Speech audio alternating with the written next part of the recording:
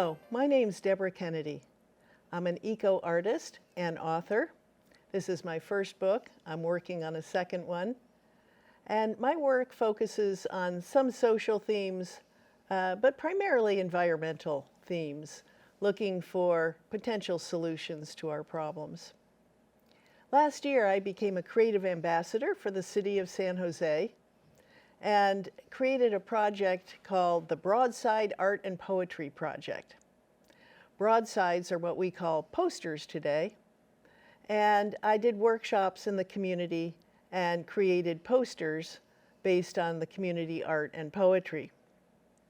And I'm going to be sharing some of this work with you in the next half hour.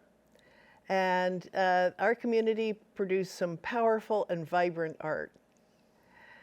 I'm delighted to welcome Danielle Simbiata, who's joining me. She's a senior arts manager for the Office of Cultural Affairs here in San Jose. And she manages the Creative Ambassador Program along with several other projects. I was lucky enough to get to work with her. She's so committed and supportive, and she helps every creative ambassador succeed. And sometimes it seems like she knows everyone and everything that's going on in the art scene here in San Jose. So welcome, Danielle. Thanks for that introduction, Deborah. I really appreciate it. I don't know everyone, just so you know, but I'm happy to meet anyone. So thank you. There you go. Yeah. So we're going to start off talking about the Creative Ambassador Program, this innovative program that the City of San Jose offers every year. And so Danielle, can you start off by telling us about the program and its goals? The Creative Ambassador Program is a really exciting opportunity to really feature San Jose's extremely creative community, our artists, our cultural bearers, in an interesting way. So Creative Ambassadors have been part of our community since around, I think, 2019 was when we first launched the program. And this is done through the City of San Jose Office of Economic Development and Cultural Affairs as part of our Create and Connects program. And the Creative Ambassadors really are representatives of San Jose. They're culture bearers, they're connected to community, and they do community-based projects. For example, the one that Deborah is going to be sharing with you today. And this year, we're really excited. We have 5 Creative Ambassadors, and you'll be able to see a culmination of their work in November in a joint exhibition at the Citadel, and more information to come on that. But it really gives an opportunity for communities to feel represented through their artists that are local, and for artists to really get the opportunity to share their process, their professionalism, their ideas, their love for San Jose and San Jose culture back out into their communities, which we all serve. Oh, I just think it's terrific that the city supports a program like that. Can you tell us about any highlights from the program over the years? Yeah, so over the years, we've had a lot of really exciting and fun projects that have happened. We've had everything from like outdoor projection mapping that really transformed different buildings. We've had people be able to experience what it's like to develop their own lowrider boxes that would go sound boxes, and understand lowrider culture that you can see represented in our lowrider community. And that's an example with Ricardo Cortez. Our creative ambassadors have also really evolved and created their own projects that have really expanded. One example is Together We Create, or TWC, which does community-based murals where people could come in and paint together. That has really launched into other opportunities for creative ambassadors, such as like receiving the Content Emerging Artists Award, or creating similar projects to what they've done. So over the years, we've had very exciting projects come out of the Creative Ambassador Program. It is similar to an Artist in Residence program where you spend a lot of time in a cohort, and you also are connected to other leaders in San Jose, and provided some on-ramps and opportunities for mentorship throughout the program. So it's been quite an exciting experience. I loved last year the whacking, the disco dancing, had those big workshops to teach people this type of disco dancing. That was so fun. Yeah, Alice Herr, who was one of our creative ambassadors in the cohort with Deborah, really was able to bring together the art of whacking, which is kind of similar to disco or voguing, if you're familiar with either of those dance forms, with other street art. And that culminated also in a dance battle, which was really fun to do, and some really interesting workshops. I learned myself how to crunk, and I really completely in love with that dance form now. So it was a good opportunity to really bring that back out into the community. Oh, that is great. So this year you got some new projects going?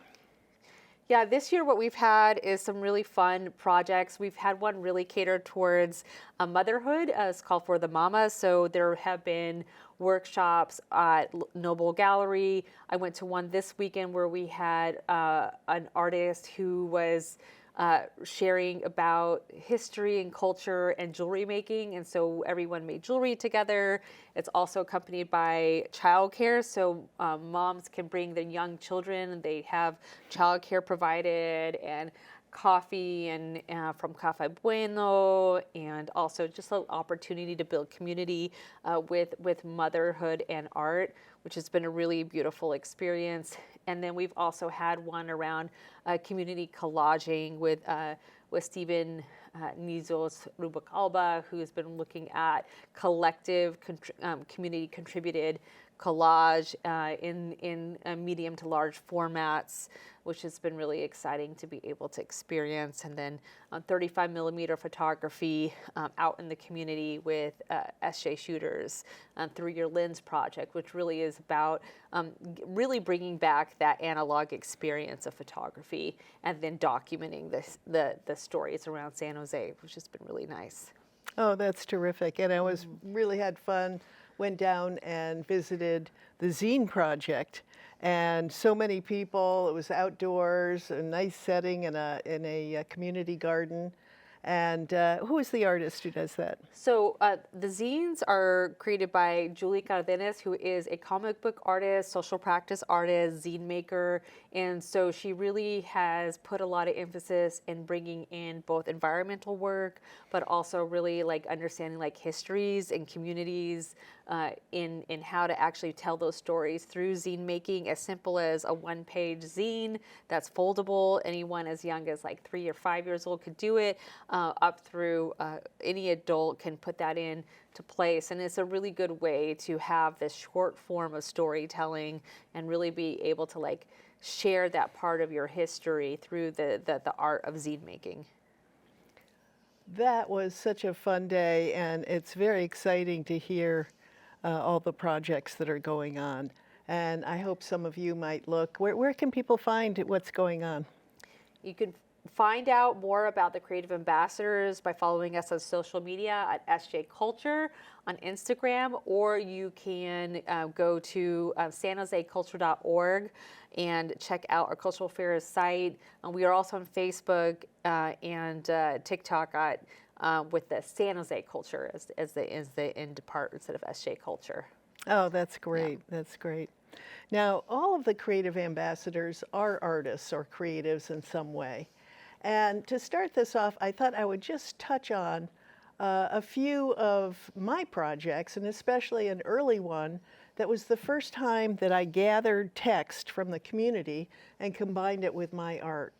So if we can see that first slide there.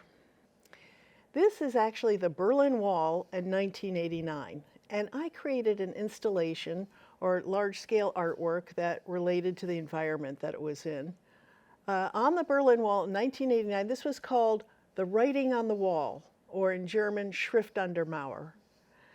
And so at this time, East Germany was a military police state. And so I went over to East Berlin to collect hopes and fears. I had hopes and fears from East Germans, West Germans, and this was at the time the American sector, so I had brought some from America. So people divided by the wall spoke together about their basic concerns. And when I went over to East Berlin, I experienced what a military police state is like and realized that people every moment of every day are frightened. They're not saying things that will, they're trying not to say things that'll get them in trouble.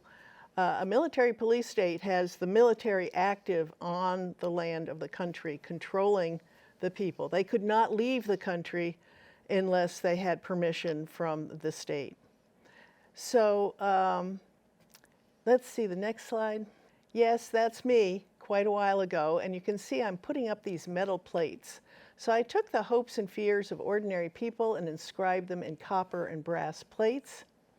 And it was very interesting to see the different things that people spoke about from the different countries. This was when I almost had the piece done, and it's the 9th time that the East German military came out. Most of the men there are Stasi. The Stasi were the officers of the military police. And one man is videotaping my piece, I guess trying to figure out what this was all about. And the other is standing in a defensive unit there because there's 150 people on the other side of the border. The next thing that happened was the man with the camera started to videotape the crowd. And let's just say the Stasi were not well loved in West Berlin, and this was the most tense moment in the day, but fortunately nothing untoward occurred. This is a close-up of the plates themselves, and so I identified them by the different areas they came from, and 2 of the poignant ones came from East Germany. One person said, "I wish this land were otherwise." And you can see that language, how circular it is, right? They didn't want to say exactly what they meant, right? Because it was potentially dangerous. And someone else said, "I fear that people are growing ever harder and will no longer have any heart." And this is perhaps a problem that is more widespread than just East Berlin. And this is 6 months after I was there. That's people power in action. And I think very often people don't understand how much power they do have. Mikhail Gorbachev really triggered this movement toward the opening of Russia and its satellites, but it also took years of work by the populace there under very tough conditions.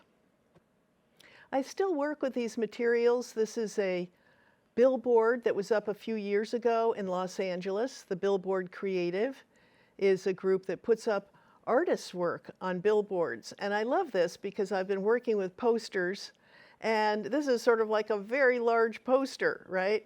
And so that's an image of me in front of the Berlin Wall. And I kind of tied this whole work to the wall we're building between us and Mexico. This is a more recent piece. It's a piece that was collected by the Public Art Office here in San Jose. I've done several projects, public art projects here in San Jose. And I'm using copper, which is a material that I've used repeatedly since I did this work on the Berlin Wall. One point I wanted to make about the Berlin Wall piece was you can see how beautiful some of the statements were that people made. You know, that was the first time I realized if you ask people to share their thoughts and feelings, they will. And it's often done in very powerful language. So that's why I wanted to include this at the beginning here, because my Creative Ambassador project was kind of inspired by this type of work that I've repeated a couple times. So my Creative Ambassador project involved setting up small workshops. And here I'm working with seniors at the Roosevelt Center. We have a wonderful system of community centers here in San Jose, and they're all holding up their ink work. I have a lot of different techniques that make it kind of easy for beginners to make some art. And I also did a lot of presentations. Here I'm at the San Jose Museum of Art. And here I am at a Content magazine pop-up. And so at these, I would put together these posters. I would take the community art and poetry, put them together in posters, and then give them away. So I've given away hundreds of these community-made posters. And, you know, public space is now quite controlled. You can't go out and just be putting up posters everywhere.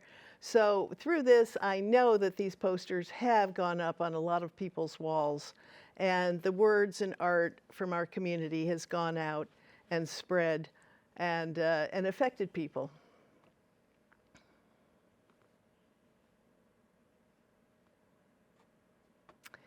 At the end, I was delighted because Joe Miller, the great, he's the one who leads Works San Jose, our community gallery over on 2nd Street. And I had an exhibition of these posters. We put up like 35 posters, and they were up for several months. So very exciting to see the work up there and share it with the art community. Now, you also might be noticing that I have some of them up here in the studio. And, you know, posters are meant to go up on walls. That was the concept. And, you know, here in the studio, I got a few up on these posters. So I'm going to introduce you to some of this work here. And I'm going to start off with this one over here. That is actually mine. And the blue one here, and it's called 100 Million. So I very often do eco work, work that's focused on our environmental situation. And I do a little research, reading about things. I didn't know bees had been on the planet for 100 million years. So it starts off with an encounter between a dinosaur and the bee, and with a hope that the bees will be able to continue for another 100 million years. Of course, you might know that they're not doing particularly well, probably due to all the pesticides.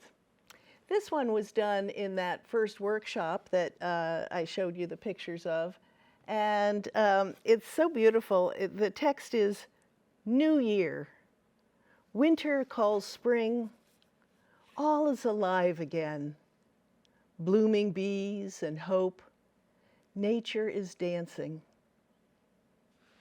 So a beautiful combination of the art and such an uplifting little poem. I had people do rather short poems because I knew if they were all up in a line, people wouldn't read very many of them if they were too long. This piece over here was the most popular poster in the whole group.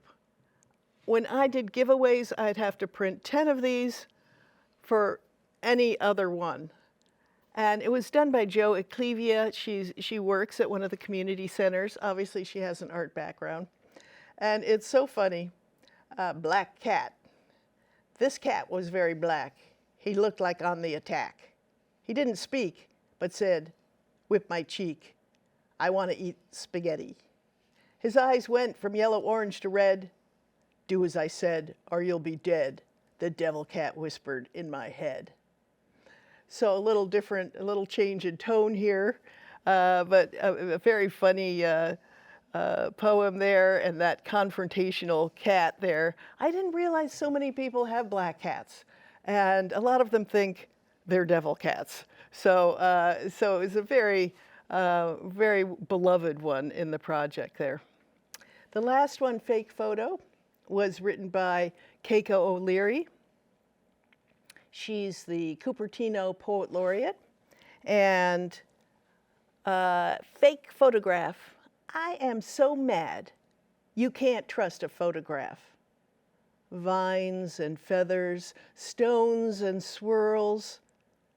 Let's see and smell and touch the world. This one I relate to because I'm on screens too much of the time myself, and you know, kind of losing touch with the real world, right? The other posters we're going to look at. We're going to look at as digital versions. And this is, I'm just going to briefly touch on the history of broadsides. This is a broadside from the early 1800s, but we really started producing them when Gutenberg developed the printing press. And we produced millions and millions of broadsides. It's hard to overemphasize how important they were in society. This was the first way that people could really reach out and connect with a larger group of people. You have to remember, there were no radios, phones, computers, none of this, right? No social media. This served as all of that in the day, from the mid-1500s to the mid-1800s, when newspapers started taking over. This is a broadside calling people to a convention for the anti-rent war in Upper New York State. There was a very oppressive economic system there. It was really feudal. It was feudalistic. And one of my ancestors was involved in this resistance. You can find this on Wikipedia, the anti-rent war. Very interesting to see how people were organizing and making their lives better in the 1800s. This is the most well-known poster or broadside, I think, in the world. I have, gone to people in many different groups, and I say, do you know this one? La cucaracha, da da da da da da. And people go, yes. They may not even know how they know it or what it is. This is a poster that was printed during the Mexican Revolution. And it's about as politically incorrect as it can be by our standards today, because it's the cockroaches, slang for the women camp followers of the Mexican revolutionaries. As they say, an army marches on its stomach. So they needed the women to be helping out with these domestic tasks. But we have to remember that there were armed women also fighting during the Mexican Revolution. So fantastic how this broadside and its ballad spread out across the world. Many of these early broadsides or posters were ballads, and they were a way that people could comment on the elites and talk about the social issues of the day. And in this case, a satirical poster and ballad that was supporting the Mexican Revolution.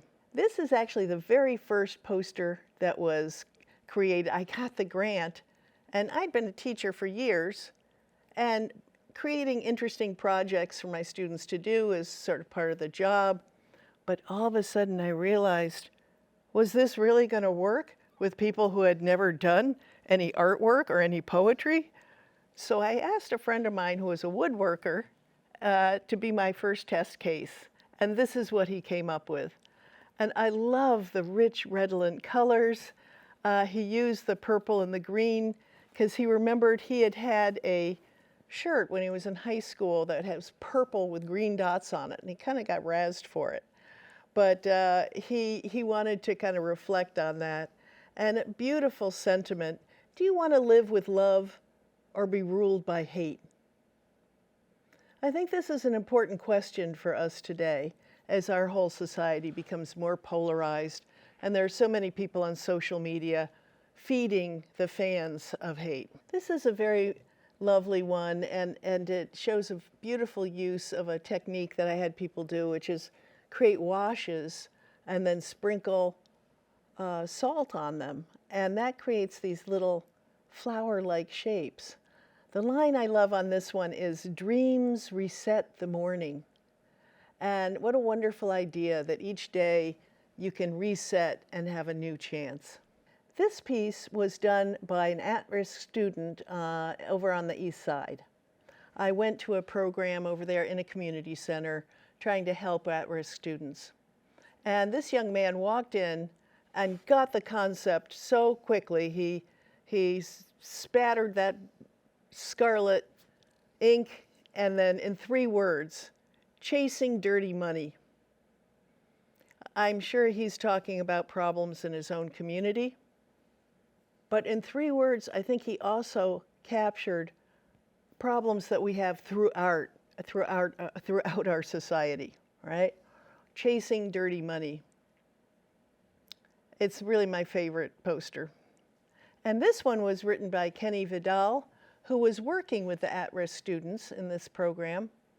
And one of his lines is, "The cycles of pain in the lives of young men every day, never finding peace."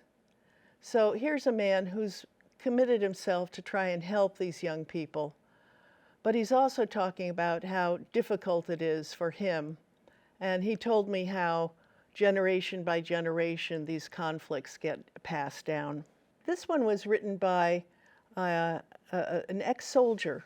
"Freedom is covered with poor men's blood. How can that be right?" So this shows that when you ask people to share their thoughts, they have some thoughts. And so very interesting to hear what he has to say about his experience as an ex-soldier. This is a beautiful poem that combines Spanish and English called Time. Time, they say, stops for no one.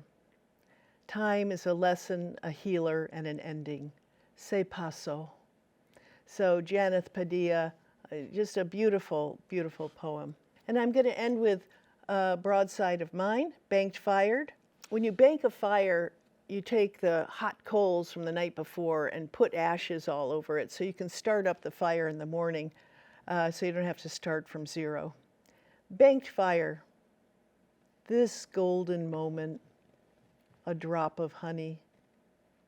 Amber flows in my veins. All futures are possible, but some are more likely. New oak leaves, radiant and warm, and afternoon rays, tender, splendid, glossy life lights up the sky. Believe in the best new day you can. Walk on, a banked fire smoldering in your heart. So with that, we're going to conclude the sharing of the posters or broadsides and wind up here with a little discussion with Danielle on the impact of these community projects. So Danielle, do you have any thoughts on that? I first want to just say, I just really love this project and the poetry, the words that are coming out of people as they're connecting the visual to what their lived experiences are. I've seen many of these, and I just really get impressed each time that I look through this. And I think this idea of really like sharing a message out through art, two forms of art, visual and the written word, are really powerful. And I love the fact that you've printed these out for people to take home, because it gives people that inspiration and a special gift for them to be able to see when they're there. I think one of the things that I see when it comes to impact is how this project has really brought thought to these particular communities in maybe a way they hadn't had experienced before, and also for you to got to know them and to get that particular feedback, to see how this process has been in such a wide range of communities. I think this is a great way that small to large scale communities can really be affected by professional artists. Artists are cultural bearers, they're translators, they're service providers, they are conduits of intention, of ideas, of emotion, of belonging. And these particular projects, one of the things that I see with all the Creative Ambassador projects is they're incredibly important to each artist, but then each artist is rooted in community. And those communities feel represented and reflected within those particular projects. So I think that in the long run, the communities that they're connecting with come back every year saying, can you bring more artists in? because they hear the communities, they hear what the artists are at, what they're being, the communities are hearing what the artists are sharing, but are also, the artists are like reflecting who they are. It's almost like a mirror in a way through that particular art form. And a lot of the artists are storytellers, right? This is a form of storytelling. And I think that this is a good way for us to really reflect the culture of San Jose. Another aspect of impact is that it's really important for the city to invest in artists. Artists really bring fulfilled economic growth. They attract people to come to San Jose. They get people downtown. They are about opportunity and vibrancy, and it's really what makes San Jose attractive. And so by investing in these artists, they've been able to really receive additional funding after their projects, or even some during their projects, awards, also invited back to different areas of the city, whether that be the library system, doing workshops and presentations, or the communities and the parks and recreation. But it's really launched a lot of these artists' careers. And it's really important for us to be able to really grow artists as small businesses so that they can be able to achieve their own particular goals. And so that impact I have been able to witness since we've started the program. Well, I think that winds us up very beautifully. Thank you, Danielle. Mm-hmm. And thank you for joining us today. So I'm still looking for places to offer my workshops. I'm looking for older teens and adults in groups of 10 to 15. I provide all the materials thanks to my grant. And if you would like to inquire about opportunities to host a community workshop, we're going to go to that final slide that has, there we go. We're going to go to that final slide that has my social media on it, and also what you would Google to go see more about the Creative Ambassador Program. Who knows, maybe somebody who's going to apply to be Creative Ambassador next year is watching right now. So thank you so much for joining us. Stay creative and share your vision and your voice.